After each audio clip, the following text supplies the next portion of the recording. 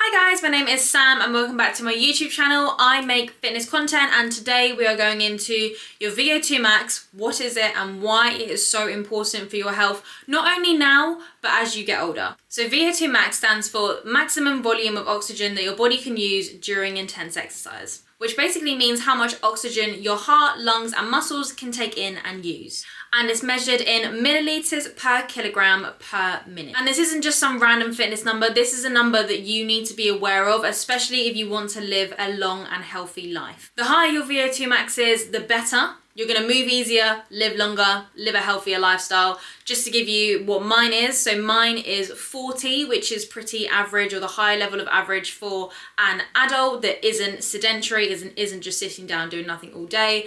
After the age of 30, your VO2 max drops by around 1% every single year. So if you're not training your cardiovascular system, it will continue to drop. And then as you get older, simple things like carrying your groceries or walking up the stairs will become a mission to do. And that is when your quality of life starts to deteriorate. And just to give you an example of that, so if my VO2 max is currently 40, to walk up the stairs, not holding anything, just body weight, it takes probably a VO2 max of around 20 to 25. So if my VO2 max continues to drop 1% every single year and I never train my cardiovascular system again, then going up the stairs is going to feel impossible. I'm going to be so out of breath because my body just can't efficiently move the oxygen around my body. And if your VO2 max is under 30, then you are in the at-risk group. And many adults that sit down all day at a desk job, don't do any exercise, don't go to the gym, theirs will be between 15 and 30. Having a low VO2 max puts you at risk of things like heart disease, cardiovascular disease, and of early death. And for every 3.5 points you can increase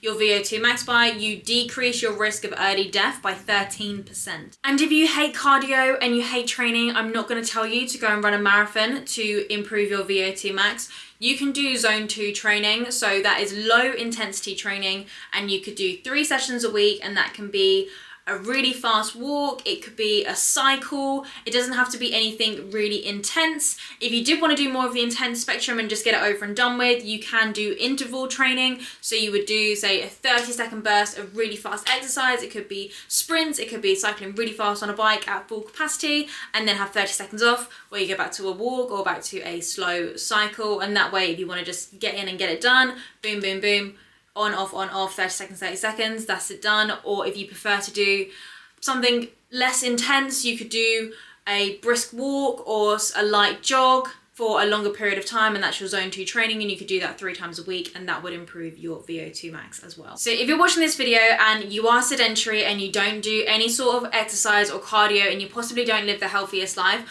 I want this to be your sign to take action. And you can start easy by just moving a bit more, going out for a half an hour walk at lunchtime, doing a brisk walk. If you work in an office and you have an hour lunch break, you can have your lunch and then you can go for a speed walk for 30 minutes, 5 times a week whilst you're in the office, and that will just put you on the starting path to help improve your VO2 max. And remember that this change doesn't just affect you, it affects the people around you, your family, your friends, the people that are gonna have to look after you when you are old. And studies show that if you lead an unhealthy lifestyle, so you don't exercise, you eat a lot of junk food, you eat refined sugars, you drink alcohol, you smoke, your life expectancy is 14 years less than someone that leads a healthy lifestyle. And when I say healthy lifestyle, I don't mean that they work out every single day, that they only eat healthy food. It's all about having things in moderation. If 80% of your diet is healthy and 20% is unhealthy, that is fine. If you train 3 times a week, that's fine. I'm not asking you to train 7 days a week. Maybe you just want to go out